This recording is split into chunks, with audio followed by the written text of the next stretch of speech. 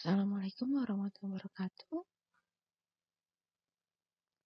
Jumpa lagi dengan saya, Miranti Handayani, dalam perkuliahan Manajemen Bisnis dan Operasional.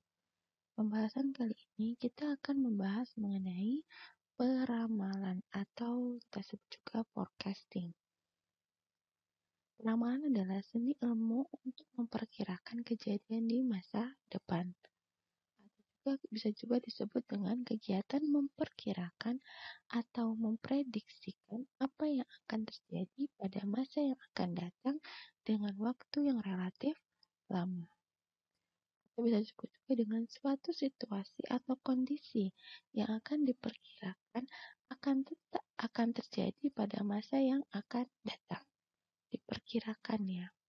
Ada juga yang disebut suatu teknik analisa perhitungan yang dilakukan dengan pendekatan kualitatif maupun kuantitatif untuk memperkirakan kejadian di masa depan dengan menggunakan referensi data-data di masa lalu. Untuk kali ini dalam manajemen bisnis kita lebih menekankan ke pengertian yang bawah ini ya. Untuk analisa perhitungan menggunakan pendekatan kualitatif dan kuantitatif digunakan untuk memperkirakan kejadian di masa depan yang datanya itu dari referensi di masa lalu. Menurut para ahli, peramalan menurut Nasution dan Prasetyawan dalam bukunya tahun 2008 halaman ke-29, peramalan adalah proses untuk memperkirakan beberapa kebutuhan di masa datang yang meliputi kebutuhan dalam ukuran kuantitas, kualitas, waktu, dan lokasi yang dibutuhkan dalam jangka waktu memenuhi permintaan barang ataupun jasa.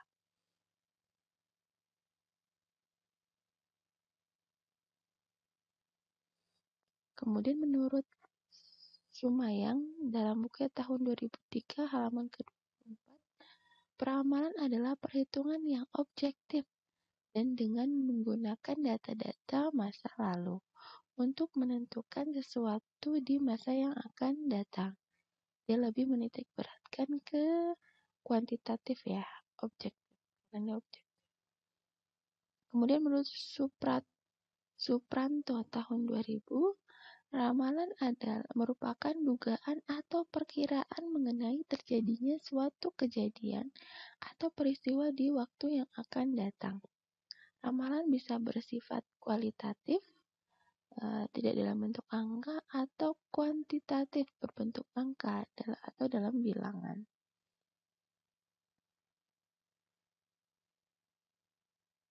Kemudian menurut Hazard dan Render di bukunya tahun 2009 halaman 162, peramalan atau forecasting adalah seni ilmu untuk memperkirakan kejadian di masa depan. Hal ini dapat dilakukan dengan melibatkan pengambilan data historis dan memproyeksikan ke masa mendatang dengan suatu bentuk model matematis.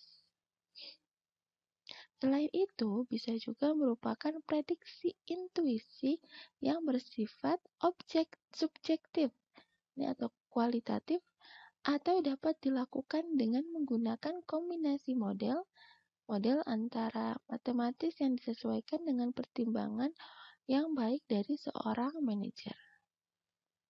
Kalau dia mengartikannya bisa dari data, yaitu kuantitatif, kemudian juga bisa dari subjektif atau kualitatif, atau mungkin gabungan keduanya, kuantitatif dan kualitatif. Tadi kan model matematis maupun nanti pertimbangan oleh seorang manajer. Kemudian menurut Murahartawati dalam bukunya tahun 2009 halaman 41, peramalan adalah penggunaan data masa lalu dari sebuah variabel untuk memprediksi apa yang terjadi di masa depan, maka kita dapat mengubah kebiasaan kita saat ini menjadi lebih baik dan akan jauh lebih berbeda di masa yang akan datang. Hal ini disebabkan kinerja di masa lalu akan terus berkurang setidaknya dalam masa mendatang yang relatif dekat. Ini lebih ke data ya. Data masa lalu itu digunakan untuk memprediksi. Maka mereka akan mengubah kebiasaannya menjadi lebih baik, maka hasil diharapkannya itu hasil kedepannya pun kinerjanya lebih baik. Tujuan peramalan tuh ada pertama, mengkaji kebijakan perusahaan yang berlaku saat ini dan di masa lalu, serta melihat sejauh mana pengaruh di masa depan. Kemudian yang kedua tujuannya adalah karena adanya time lag atau delay antara saat suatu kebijakan perusahaan ditetapkan dengan saat implementasi. Yang ketiga, peramalan merupakan dasar penyusutan bisnis pada suatu perusahaan sehingga dapat meningkatkan efektivitas suatu rencana bisnis. Tujuannya jadi bisa sebagai bahan kajian maupun bahan kebijakan, dan yang terakhir sebagai meningkatkan efektivitas suatu rencana bisnis. Jenis-jenis peramalan ini berdasarkan horizon waktu. Menurut Herjanto, dibagi 3 jenis, peramalan jangka panjang, peramalan jangka menengah, kemudian peramalan jangka pendek. Jelasnya dari katanya panjang, lebih besar dari 18 bulan, biasanya itu penanaman modal, kemudian perencanaan fasilitas, dan itu butuh waktu yang banyak ya. Kemudian peramalan jangka menengah, itu mencakup 3-18 bulan. Contohnya peramalan penjualan, terus perencanaan produksi, kemudian peramalan jangka pendek, itu kurang dari 3 bulan. Misalnya hubungannya dengan pembelian material, kemudian penjadwalan kerja, dan penugasan karyawan. Jenis yang lain menurut berdasarkan fungsi dan perencanaan operasi di masa depan dibagi 3 juga, peramalan ekonomi, peramalan teknologi, dan peramalan permintaan. Maksudnya kalau ekonomi ini menjelaskan siklus bisnis dengan memprediksi tingkat inflasi, ketersediaan uang, dan dana yang dibutuhkan untuk membangun usaha perumahan dan indikator perencanaan lainnya. Kemudian peramalan teknologi memperhatikan tingkat kemajuan teknologi yang dapat meluncurkan produk baru yang menarik. Kalau peramalan permintaan, proyeksi permintaan untuk produk atau layanan perusahaan. Peramalan ini disebut juga peramalan penjualan yang mengendalikan produksi, kapasitas, serta sistem penjadwalan dan menjadi input bagi perencanaan keuangan, pemasaran, dan sumber daya manusia. Jadi ini terkait ekonomi, siklus bisnis. Kemudian ini kalau teknologi tentang peramalan tingkat kemajuan teknologi. Kemudian peramalan permintaan terkait dengan permintaan produk atau layanan perusahaan. Lanjut, jenis-jenis peramalan berdasarkan jenis data ramalan. Datanya ya, dibagi 2, kualitatif dan kuantitatif. Kalau kualitatif, berdasarkan atas data kualitatif di masa lalu, hasilnya tergantung pada orang yang menyusunnya. Karena peramalan tersebut ditentukan berdasarkan pemikiran yang bersifat intuisi, pendapat, dan pengetahuan, serta pengalaman dari penyusunnya. Misalkan, hasil penyelidikan seperti pendapatan sales, pendapat sales manager, kemudian pendapat para ahli. Jadi lebih ke subjektif ya, pendapat orang pribadi gitu. Kemudian peramalan kuantitatif, peramalan didasarkan atas data penjualan pada masa lalu. Hasil peramalan dibuat sangat tergantung pada metode yang dipergunakan dalam peramalan tersebut. Penggunaan metode yang berbeda-beda akan memperoleh hasil yang berbeda pula. Ini kuantitatif tuh lebih pada matematis ya. Jadi kalau metodenya beda, hasilnya pun beda. Berdasarkan sifat penyusunannya menurut Ginting tahun 2007, dibagi dua juga, peramalan subjektif dan peramalan objektif. Hampir sama tadi yang kata saya tadi, peramalan kualitatif ini untuk subjektif, kuantitatif untuk objektif. Hampir sama. Kalau yang subjektif atas dasar perasaan dan intuisi dari orang yang menyusunnya. Kalau objektif berdasarkan data yang relevan pada masa lalu, kemudian digunakan teknik-teknik atau metode-metode dalam menganalisa data tersebut. Ada matematisnya, ada metodenya ya. 7 langkah dalam peramalan, kita harus yang pertama menetapkan tujuan peramalan atau forecasting ini untuk apa, kemudian memilih unsur apa yang akan diramal, butuh ya, kita butuh data-datanya, menentukan horizon waktu, ini peramalannya untuk jangka pendek, menengah, atau jangka panjang, kemudian memilih tipe model forecasting, tadi kan berdasarkan jenisnya, mau data berdasarkan data kuantitatif atau kualitatif. Kualitatif itu berdasarkan intuisi dan pendapat orang yang menyusunnya. Kalau mau pakai kuantitatif, kita harus tahu modelnya apa, maksudnya metode perhitungannya seperti apa, matematisnya seperti apa. Kemudian yang kelima, mengumpulkan data yang diperlukan. Kita sudah tahu mau pakai metode yang mana, berarti kita harus mengumpulkan data-datanya, kemudian membuat forecasting, kemudian yang terakhir memvalidasi dan menerapkan hasil forecasting tersebut. Manfaat dari ramalan itu adalah dapat menggambarkan kondisi di masa yang akan datang. Kemudian sebagai dasar perencanaan perusahaan, terus kemudian untuk mengantisipasi agar dapat terhindar kerugian, dapat memaksimalkan keuntungan, menjadi dasar dalam menentukan besarnya biaya yang dibutuhkan, kemudian menjadi dasar untuk menentukan langkah-langkah yang harus diambil dalam mengantisipasi kejadian yang akan datang, kemudian menjadi dasar dalam menyusun koordinasi antara bagian dalam merencanakan tindakan. Pendekatan umum dalam membuat peramalan itu ada dua, bisa dengan analisis kualitatif, yaitu menggabungkan faktor seperti intuisi, emosi, dan pengalaman pribadi, dan sistem nilai pengambilan keputusan. Biasanya kalau analisis kualitatif dibagi dua, yaitu metode exploration sama metode normatif. Metode peramalan kualitatif tidak memerlukan data seperti metode peramalan kuantitatif.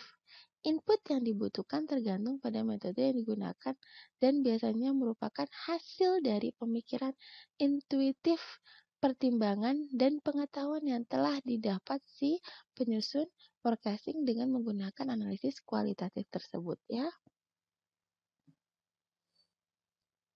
Kemudian analisis yang kedua yaitu analisis kuantitatif, merupakan model matematis yang beragam dengan data masa lalu dan variabel sebab akibat untuk meramalkan permintaan.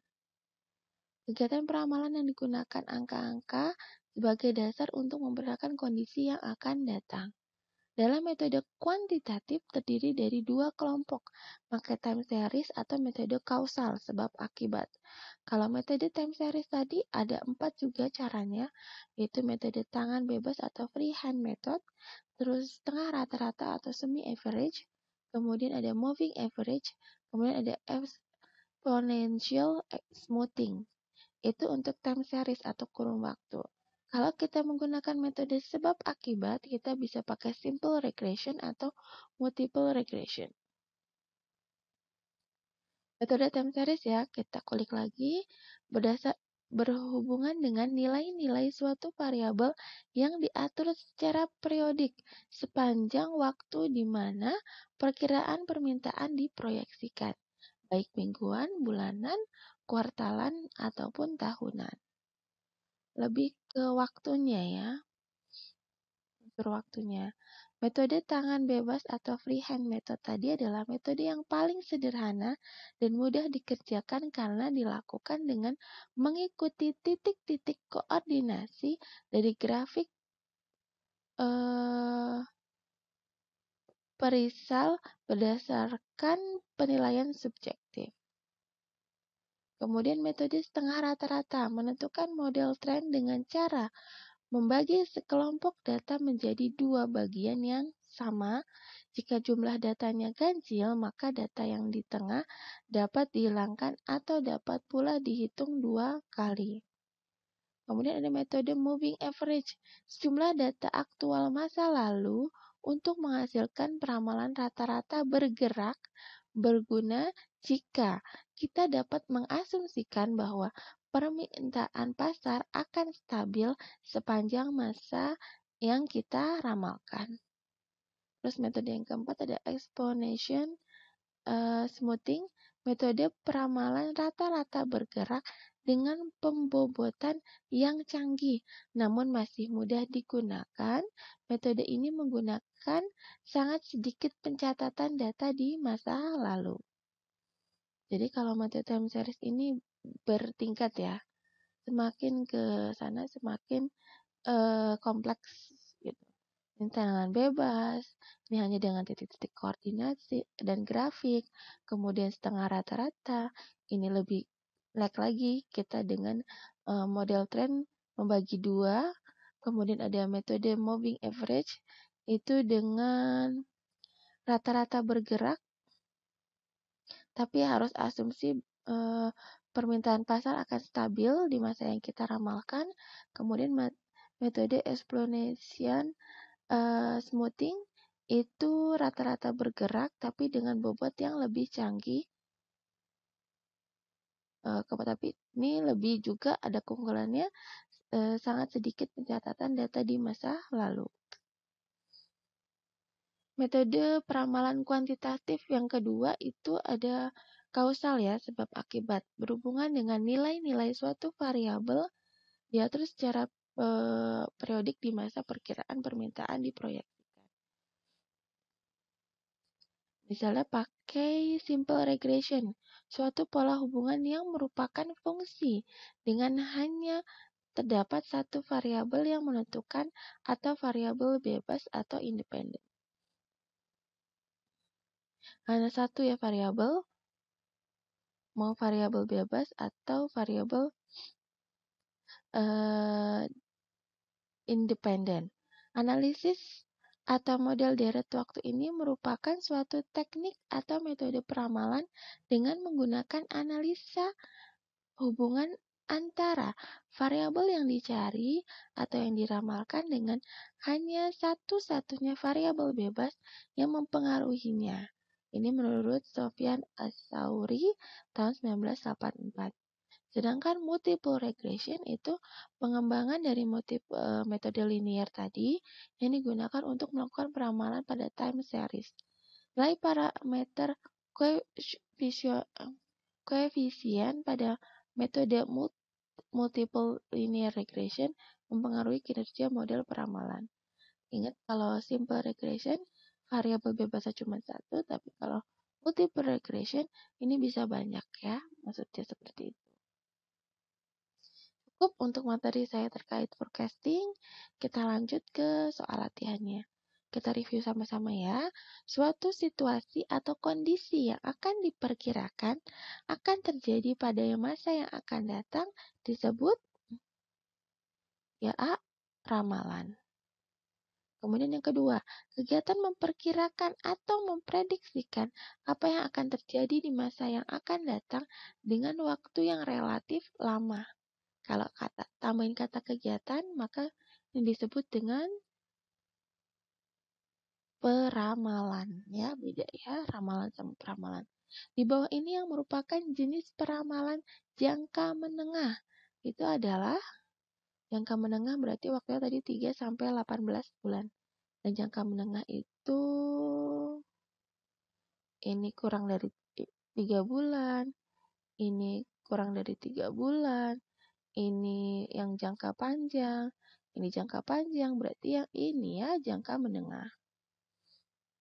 Lanjut, peramalan yang didasarkan atas perasaan atau intuisi dari orang yang menyusunnya disebut intuisi. Kalau kata-kata intuisi berarti ramalan subjektif. Kemudian yang kelima, di bawah ini yang merupakan definisi dari peramalan ekonomi adalah peramalan ekonomi. Tadi jenis peramalan yang diperhatikan tingkat kemajuan teknologi, ini produk atau pelayanan perusahaan, kemudian ini supply demand ya, permintaan, perasaan itu tidak ada, atas dasar relevan masa lalu juga tidak ada. Jadi yang ekonomi itu terkait dengan siklus bisnis yang A ya. Demikian untuk perkuliahan saya hari ini.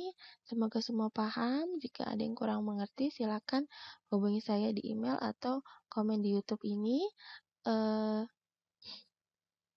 Semoga semua senantiasa sehat. Kurang lebihnya mohon maaf. Jangan lupa di-subscribe ya channel saya. Sampai ketemu lagi di pertemuan selanjutnya. Wassalamualaikum warahmatullahi wabarakatuh.